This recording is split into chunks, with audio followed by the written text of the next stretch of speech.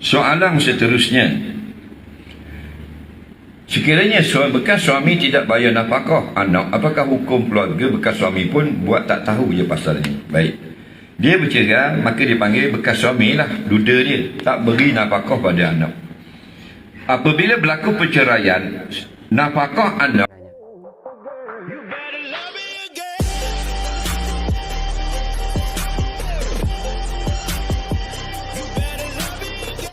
Assalamualaikum warahmatullahi ta'ala wabarakatuh. Jumpa lagi dengan saya Cak Ope dalam program Ngaji Bareng. Apa kabar semuanya? Saya harap semuanya baik-baik saja dalam lindungan Allah Subhanahu wa ta'ala. Amin amin ya rabbal alamin. Seperti biasa, sebelum Ngaji Bareng ini dimulai, saya mau absen dulu. Kira-kira yang siap ngaji bareng dengan saya pada kesempatan kali ini dari mana saja dan tinggal di mana saja, silakan komentar di bawah ini. Dan pada kesempatan kali ini, ngaji bareng ini akan diisi oleh Ustadz yang biasanya ngisi program ini. Cuma saya rasa Ustadz ini sudah lama nggak ngisi program ngaji bareng ini. Siapakah Ustadz itu? Dia adalah Ustadz Azhar Idrus. Jujur saya itu sangat suka terhadap Ustadz Azhar Idrus ini ya. Karena kenapa? Karena dalam sesi ceramahnya itu pasti ada tanya jawabnya ya, yang mana tanya jawabnya itu banyak sekali pertanyaan-pertanyaan ataupun jawaban-jawaban yang sangat bermanfaat dalam kehidupan kita. Karena kenapa banyak orang bertanya terus langsung dijawab sama Ustadz Azhar Idrus, dan jawabannya itu Masya Allah luar biasa sekali. Oke teman-teman, biar tidak banyak cakap, bagi teman-teman yang ingin menonton video aslinya silahkan kunjungi link di bawah deskripsi ini. Bagi teman-teman yang ingin ngaji bareng bersama saya, seperti biasa jangan lupa buka mata, buka telinga, dan buka hati. Bismillahirrahmanirrahim. Don't go anywhere, stay here and check it out. Baik, soalan pertama, teruskan kutip derma sampai ke bawah-bawah. Saya dengar seorang ustaz bagi tahu berkenaan fidyah solat. Adakah boleh untuk bayar fidyah untuk solat? Baik. Maksud fidyah solat ini maknanya orang itu sudah mati, jadi dibayar dengan beras beri kepada orang miskin atas sehari satu waktu solat yang ditinggalkan. Okey. Okey, masalah fidyah solat untuk orang mati ini pendapat yang lemah dalam mazhab. Okey. Pendapat yang muktamad, tidak ada fidyah dalam masalah si mati meninggalkan solat. Yang adanya dalam bab puasa boleh ganti, dalam bab haji boleh orang buat badal, dalam bab zakat memang digantikan tolong bayar orang lain. Dalam bab fidyah solat, meninggalkan solat, pendapat yang muktamad yang difatwakan, okey, tidak ada fidyah. Jadi kalau ada ustaz main ngajar ada fidyah itu pendapat yang dhaif. Dan apa hukumnya? Orang awam mengamalkan kaul yang dhaif, hukumnya harus. Okay? Cuma kalau kita sebagai mufti, adab fatwa mesti fatwa dengan pendapat yang mu'tamad, yang rajih. Okey? Jadi sosok balok.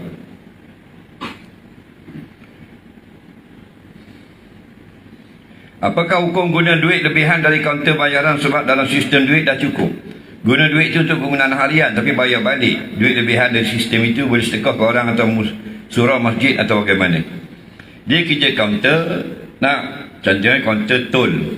Daripada sistem itu dia dapat tahu kenderaan yang lalu berapa-berapa RM1,000 hari ni. Tapi duit itu ada RM1,007. Jadi 7 itu sudah keluar daripada sistem. Faham lagi? Adakah boleh dibelanjakan? Tak boleh. Itu akan ditentukan oleh majikan. Jangan pandai-pandai kita guna. Nampak? Coba. Ya. Ibu saya buat penyanyian dengan saya, diizinkan saya mohon tanah rezak kerajaan dalam bertahun ibu saya ini cara. Permohonan tanah rezak itu luluh tanah saya dan kini dah didirikan rumah. Syaratnya ibu saya letak pada saya tanpa ada surah hitam putih. Saya tak boleh tanah ibu milik mutlak dan tanah yang ada milik. Kira tanah milik ayah mak untuk anak dia yang lain. Andai mak ayah saya meninggal sebelum saya, adakah saya perlu tarik diri daripada menerima tanah itu bila urusan penerimaan pusakanya kelak? Baik. Mak dia khabar setelah anak seorang ini mendapat milik satu tanah. Mak dia cakap, dah mu dapat dah tanah ni, tanah aku nanti kalau mu mati, mu dah boleh dah. Faham lagi? Faham tak aku? Jadi bila tiba-tiba mak dia mati sungguh, dia dapat tak? Jawabnya dapat juga. Nah, cuma kalau kita sudah berjanji dengan mak kita, sebaiknya kita tidak ambil. Faham? Kenapa? Kerana sudah dapat membeli sebidang tanah. Faham lagi? Tapi atas nama hak di segi syariat kita dapat. Nampak? Kerana yang tak dapat pesaka dua saja. Pertama, al-qatil, dia yang bunuh mak, tuang harta. Yang kedua, al-murtadu, dia murtad. Dua ni dia tak makan saka. Faham? Soalan seterusnya, sekiranya bekas suami tidak bayar nafkah anak, apakah hukum keluarga bekas suami pun buat tak tahu je pasal ini? Baik, dia bercerai, maka dia panggil bekas suami lah, duda dia, tak beri nafkah pada anak.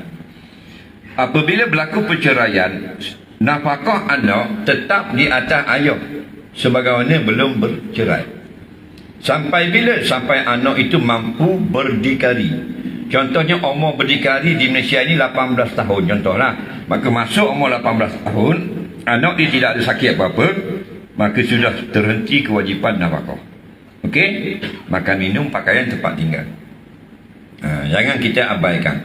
Kerana kalau kita tidak mampu, jadi zimmah. Maksudnya tidak berdosa tapi berhutang. Bila kita mampu, kena bayar balik. Tapi kalau yang bekas suami yang sengaja abaikan, dosa besar.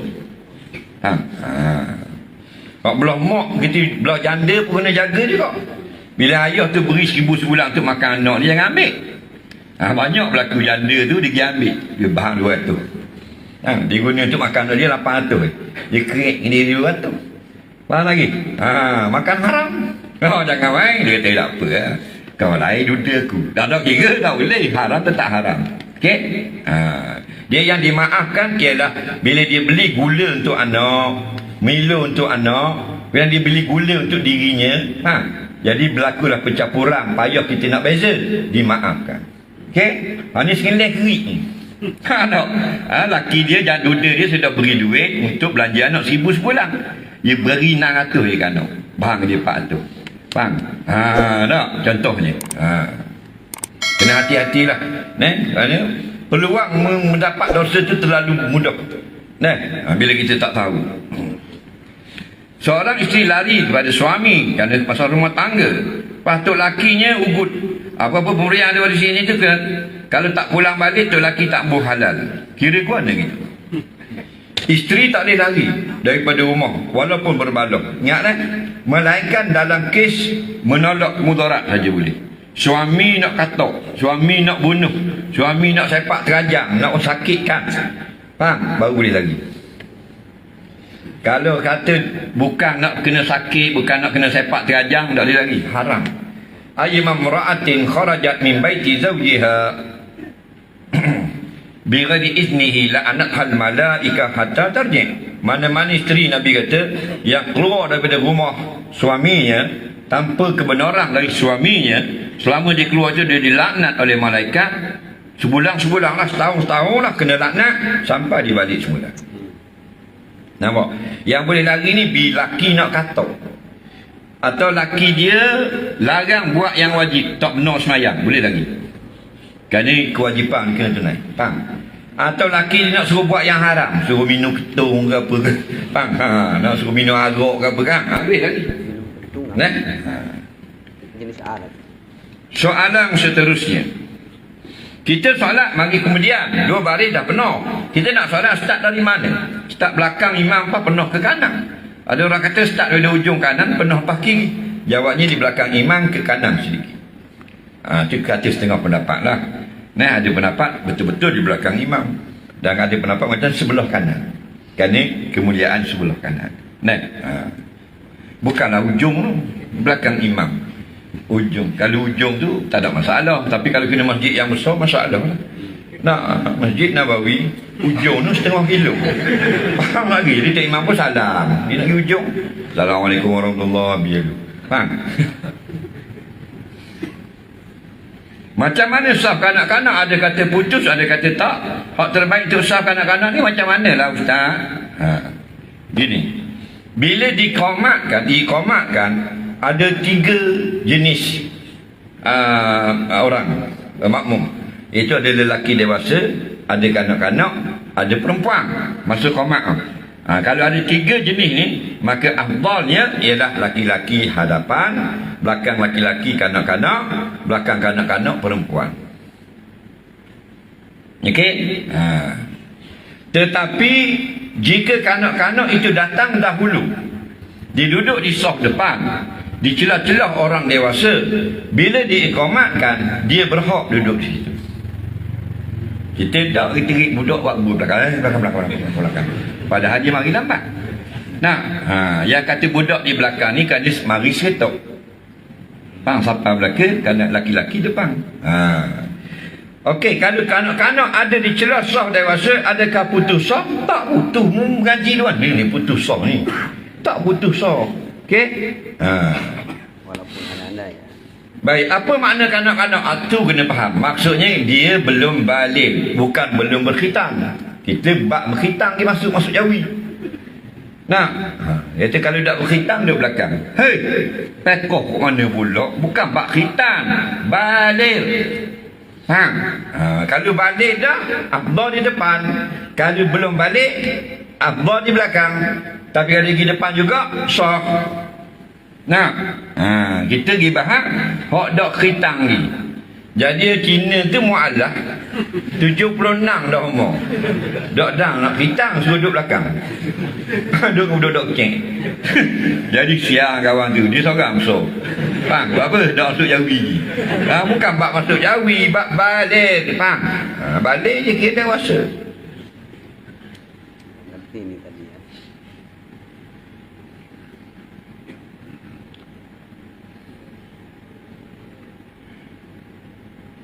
Kakak saya isteri nombor 2. Sebelum jadi isteri nombor 2, kakak saya single mum dan ada anak laki-laki seorang. Jadi soalan saya dekat sini, bila mana anak laki kakak saya balik?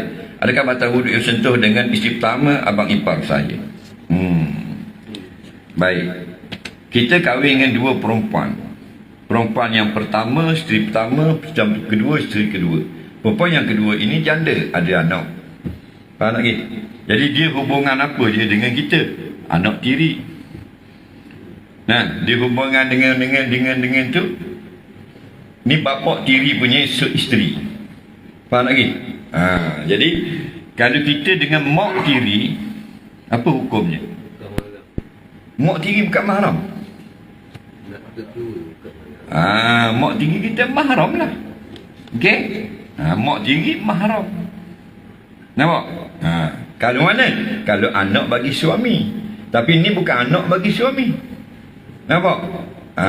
Itu seperti adik-beradik tiri. Okey?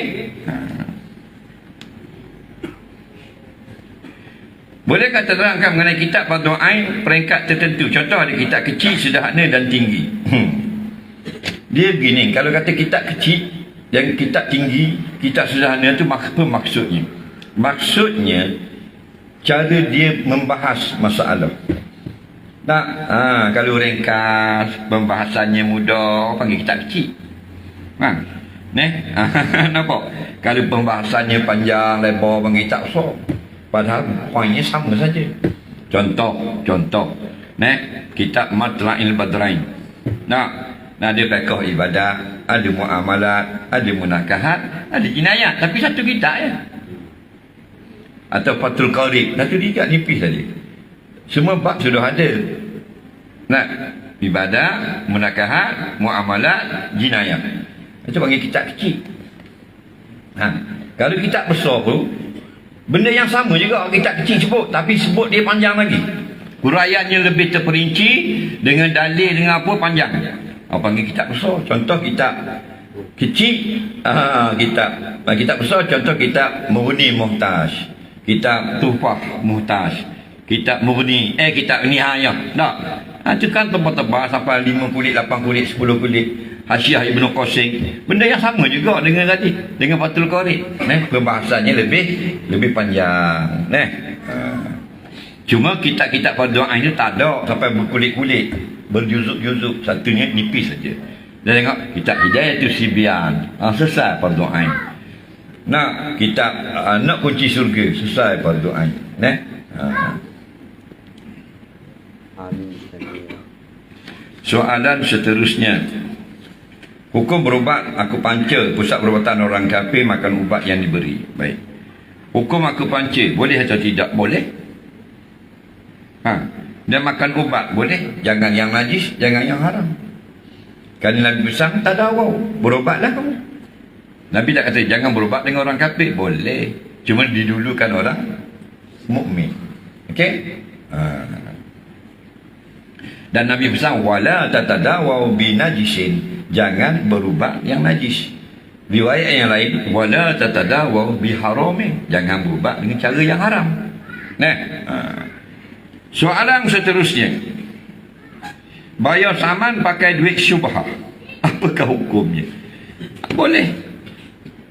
Bayar saman, saman itu bukan individu, saman itu keperluan maslahat negara. Jadi kata ulama, sebagian ulama fiqh, jika kita ada wang syubhat, bunga-bunga bank, kita boleh ambil, tapi tidak digunakan untuk personal, untuk maslahat awamiah, untuk orang ramai. Buat beli batu, tambur jalan, lecah-lecah, buat tandas orang ramai pakat berok kecing situ, buat jambatan lala kapung. Jadi kegunaan orang ramai. Kita tidur, lepas tu keluar air, kita kemung.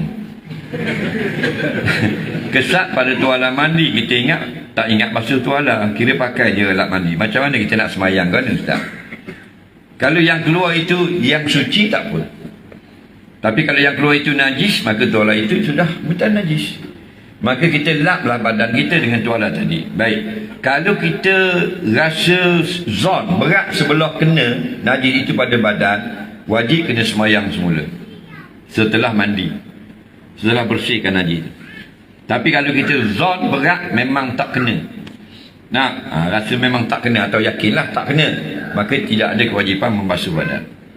Tak nak basuh badan pula, kata ulama, kita pasti kena hak kita kesat tadi, kena sini air mazi tadi, maka wajib basuh di sini saja. Tapi kalau tak pasti kena kat mana, yang kita pasti kena di badan kita, tak tahu atas bawah kiri kanan depan belakang, kata ulama wajib mandi satu badan. Okey?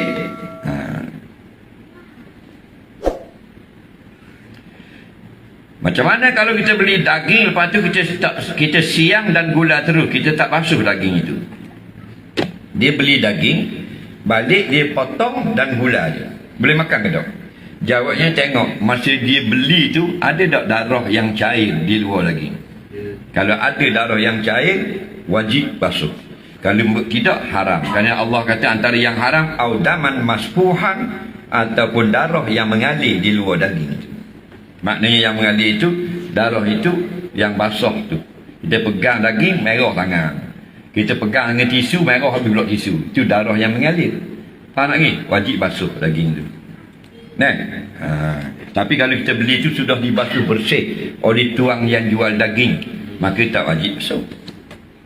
Nampak?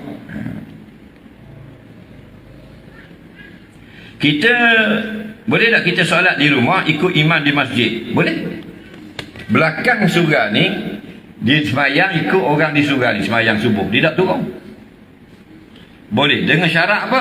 Kalau dalam mazhab Syafi'i, pendapat yang muktamad, jangan jarak dia sampai ke hujung orang semayang ni lebih dari 300 hasta. Yang kedua, dia mesti tahu pergerakan imam solat itu.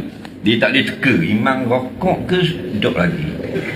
3 rokok kali, tak sah. Dia kena tahu. Sama ada tahu itu dengan nampak imam atau nampak makmum, atau tak nampak kerana dia buta tapi dengar. Dia boleh dengar imam atau dengar mubalik atau dengar makmum. Sah. Soalan seterusnya,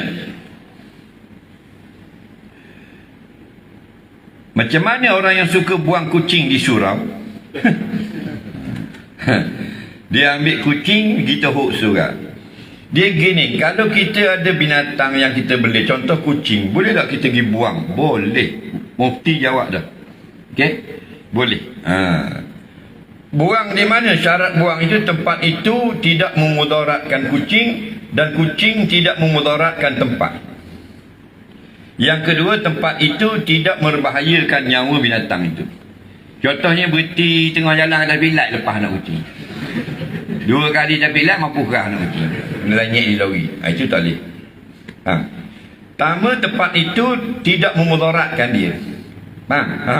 Tak boleh. Tempat mudarat tak boleh. Yang kedua, tempat itu dia tidak dimudaratkan oleh binatang yang kita buang. Dia dibuang tempat yang mana wajib kita menjaga kebersihan, iaitu surau masjid, dia buang kucing. Berok dengan terau pula. Jadi berdosa pula tukang buang. Tak? Itu hukum dia. Besar mana saiz padang mahsyar nanti? Manalah aku tahu. Kenapa saiz padang mahsyar? Seluas-luas yang boleh muat semua manusia. Kita alam dunia ni besar dah. Besar lagi alam akhirat. Sebab tu ada ulama kata mahsyar ini lebih boleh celuh langit bumi. Padang mahsyar. Sekarang yang hidup dalam dunia 7.6 bilion. Sekarang. Tapi kalau daripada zaman Adam sampai kiamat, dah tahulah berapa puluh ribu juta bilion orang. Nak buat tempat yang aman. Bukan saja itu, para malaikat akan ada. Dan akan hayawan semua ada berlaku. Dah hayawan aman ni. Afrika je namanya ni Afrika. Afrika dengan usa, dengan gajah, dengan kuda belang, kuda kotok. Luah. Pasal apa? Pasal nak buat sekaligus, nak buat suka. Bukan buat zaman lain tak.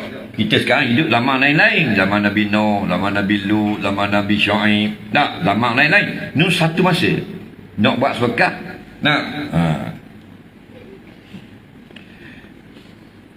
Kalau ada patung binatang dalam poket, contoh keychain, sah tak semayang kita? Sah. Syaratnya, naklah suci badan, pakaian dan tepak dari najis. Kalau keychain kita itu besi, walaupun gambar binatang, gambar benda, Hello Kitty, gambar arinak, gambar Boboiboy, Adudu, nampak tak? Ultraman, Spiderman, betul lah, dia pun bola kecek. Tidak masuk ke dalam mana-mana kitab fiqh, membatalkan solat. Faham lagi? Tapi kalau benda yang najis, tak sah semayang. Contohnya, kicing itu buat daripada tulang rusa yang mampu. Tanduk rusa. Tanduk rusa di jalan lautan, camping ke apa, hiking ke apa, jumpa rusa mampu, bahan dirima. Sayang tanduk, dia pun gaji ambil tanduk. Dia masuk skru kan, buat kicing. Ada tanduk rusa gitu kan. Maka itu najis. Ma kuti amin mayitin. Nampak bawah maitah. Nampak? Ma kuti amin hayyin bawah maitah. Begitu juga yang termasuk yang dia potong daripada yang hidup, bakar juga. Dia nak tembak, tak bawa, dia jumpa rusa. Jumpa rusa.